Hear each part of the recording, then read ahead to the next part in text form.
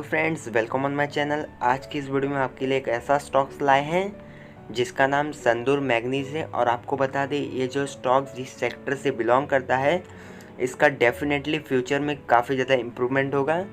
अगर आपको इस स्टॉक में इन्वेस्ट करना उससे पहले आपको कुछ फ्यू पॉइंट्स जानने की ज़रूरत है। तो हम आपको बता दें, एक कंपनी जो बिलोंग करती है एक माइनिंग सेक्टर से बिलोंग करती है और कंपनी का काफ़ी अच्छा गुड रिटर्न्स है। और आपको बता दें, एक स्मॉल स्केप कंपनी है। और आपको बता दें कि अगर आपको इस कंपनी में इन्वेस्ट करना है तो आपको बता दें कि इस कंपनी की फ्यूचर प्रोबेबिलिटी काफ़ी ज़्यादा इम्पॉर्टेंट है, क्योंकि अगर यह कंपनी में आप इन्वेस्ट कर लेते तो डेफिनेटली आपको फ्यूचर में काफ़ी अच्छा रिटर्न्स गेन हो सकता है। और आपको हम बता दें कि इस कंपनी का जो रैंक आता है 6 रैंक आता है out of 20 companies in mining sector. और बहुत इंपॉर्टेंट पॉइंट्स है आपके लिए। आपको बताएं, अगर इंडिया को 5 ट्रिलियन इकोनॉमी बनाना होगा तो इस कंपनी में आपको ज़रूर इन्वेस्टमेंट करना होगा, क्योंकि एक माइनिंग सेक्टर है। इस कंपनी में फ्यूचर में काफ़ी ज़्यादा इम्प्रूवमेंट हो सकता है, क्योंकि इंडिया 5 ट्रिलियन इकोनॉमी जल्दी ही गेन कर सकती है और फ्यूचर में एक मल्टी बैगर स्टॉक भी अपने लिए हो सकता है। चलिए फ्रेंड्स, हम स्टार्ट करते हैं। हम इसके फंडामेंटल्स की कुछ टर्म समझने की कोशिश करते हैं। तो चलिए हम पहले इस कंपनी के रिटर्न्स और डिविडेंडो को देख लेते हैं। तो कंपनी का जो डिविडेंडो है 0.55% है और जो इसका लेटेस्ट डिविडेंडो है वो 10 पर शेयर डिविडेंडो जो कि 2021 में इसने दिया था। अगर हम इसके रिटर्न्स की बात करें तो 6 मंथ में इसने 58% का रिटर्न्स दिया है। डिविडेंडो की बात करें तो 0.80% का दिया है। तो हम लोग टोटल रिटर्न्स की बात करें जो कि डिविडेंडो के एडिशंस में 59% का इसका टोटल रिटर्न्स है। 1 ईयर की बात करें तो इसने 174% का रिटर्न दिया है, जो कि काफ़ी ज़्यादा इंपॉर्टेंट है एक इन्वेस्टर के तौर पे। और इसने डिविडेंडो दिया है 1.50% का। तो टोटल की बात करें हम तो 176% का इसने रिटर्न दिया है। तो कंपनी का रिटर्न तो काफ़ी अच्छा दिख रहा है। इसका 2 ईयर्स का भी रिटर्न हम देख लेते हैं तो 186% का दिया है और 2.77% का इसने डिविडेंड है। तो टोटल रिटर्न जो इसका 188% का इसने रिटर्न दिया है। तो कंपनी हर साल अपनी रिटर्न्स को बढ़ा रही है और डिविडेंडो को भी बढ़ा रही है। तो रिटर्न्स के मामले में कंपनी काफ़ी ज़्यादा अच्छी दिख रही है। और आप अब स्टार्ट करते हैं इसके कुछ एनुअल रिजल्ट्स के बारे में बात कर लेते हैं। तो हम कंपैरिजन करेंगे मार्च 2020 और मार्च 2021 के। तो कंपनी ने नेट सेल किया है 591 करोड़ का मार्च 2020 में, जो कि कंपनी ने इंक्रीज़ करके नेट सेल 746 करोड़ का मार्च 2021 में इसने किया है। परसेंटेज में देखा जाए तो 26% का है। तो कंपनी का नेट सेल भी काफ़ी अच्छा है और नेट प्रॉफिट भी काफ़ी अच्छा है, 4.4% का इसका नेट प्रॉफिट है। हम कुछ एनुअल एनालिसिस हाइलाइट्स के बारे में आपके लिए लाए हैं, जो कि इसके बारे में हम आगे में डिटेल देखेंगे। तो पहले हम आपको बता दें, नेट सेल जो इसका 26% का है मार्च 2021 में। स्टैंडर्ड नेट प्रॉफिट की बात करें 2021 में 4.4% का है। और ऑपरेटिंग प्रॉफिट की बात करें तो 39% का इसका ऑपरेटिंग प्रॉफिट है 2021 में। अब इसको डिटेल में एनालिसिस करते हैं। तो हम पहला जो अपना है नेट सेल के बारे में बात करेंगे। तो कंपनी का जो नेट सेल है 746 करोड़ का है मार्च 2021 में।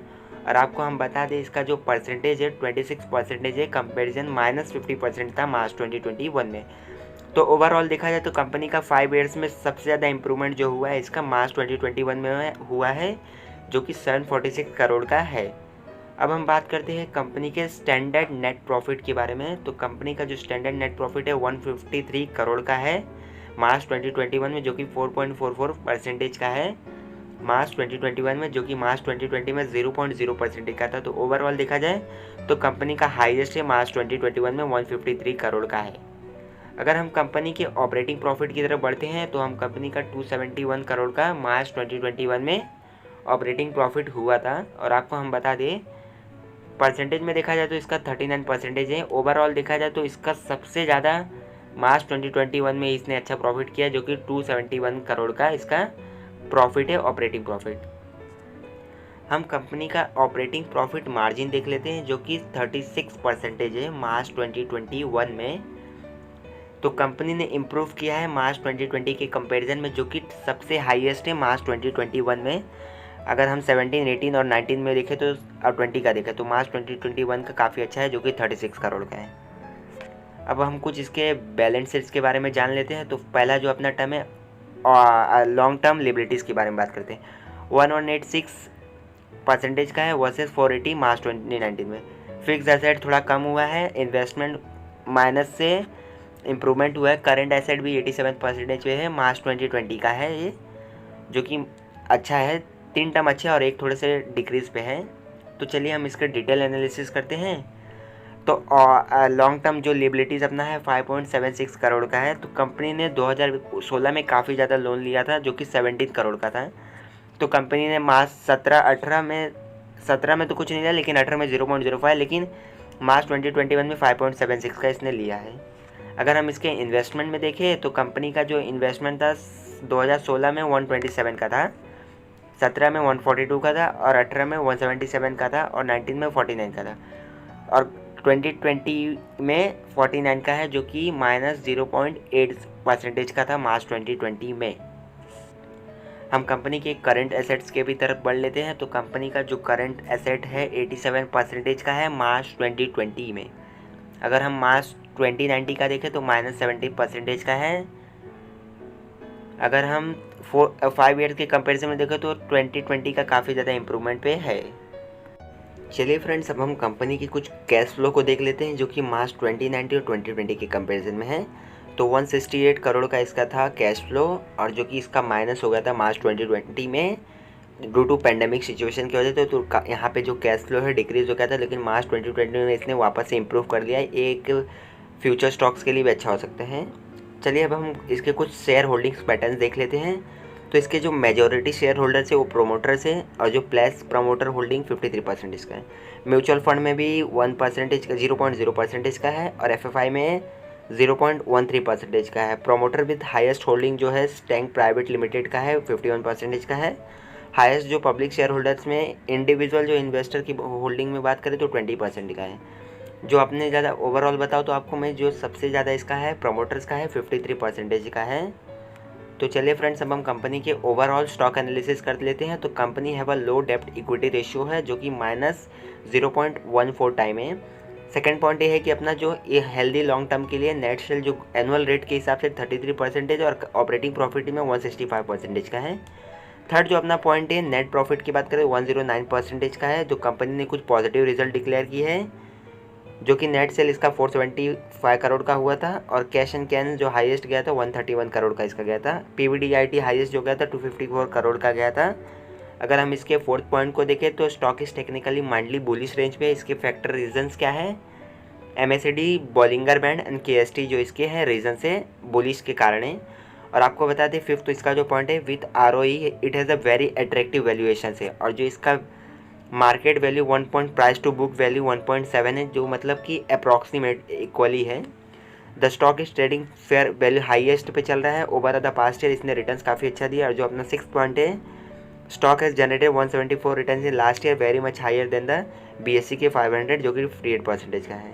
अब हम कंपनी के बारे में कुछ जान लेते हैं। तो Sandur manganese and iron ore limited incorporated in the year 1954 is a small cap company जिसका मार्केट कैप 1650 करोड़ का है। ऑपरेटिंग करता है एक माइनिंग सेक्टर में और मिनरल सेक्टर में। और आगे हम बात करें तो Sandur manganese and iron ore was incorporated in 1954 as a private limited company to take over and develop manganese mines at Devagiri near Sandur and was converted into a public limited compared on July 64 to establish an electrometallurgical industries at Vankeshwar near Hospet. It is managed by S.Y. Ghorpade as a chairman and managing director. SMIOL is engaged in developing manganese mining in electrometallurgical industries and has a diversified into electronic and software field. It has set up a separate electronic division for the manufacture of dot matrix printer with Japanese collaborations and a software division for the development of advanced software systems and training.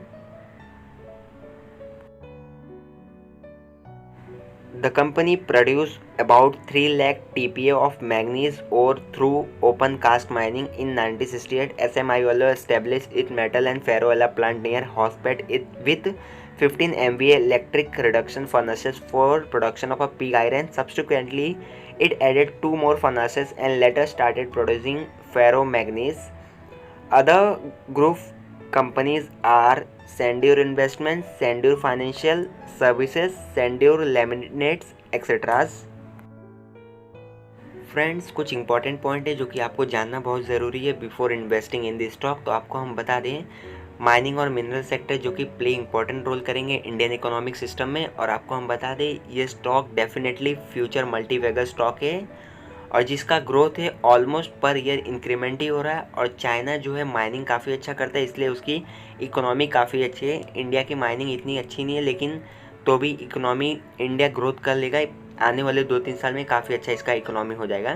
तो आपको हम बता दें, अगर आपको investment की journey start करनी है और आप सोच रहे हो कि कब स्टार्ट करें, तो आपको बता दें आपके लिए यही समय है और सही समय है आपकी इन्वेस्टमेंट जर्नी स्टार्ट करने के लिए। और अगर आपको इन्वेस्टमेंट जर्नी स्टार्ट करना है, उसके लिए आपको डीमैट अकाउंट की ज़रूरत पड़ेगी, जिसका लिंक आपको मैंने डिस्क्रिप्शन बॉक्स में दे दिया है। आप वहां से जाके अपना डीमैट अकाउंट खोल सकते हैं। Thanks for watching, like and subscribe to my channel. Signing of.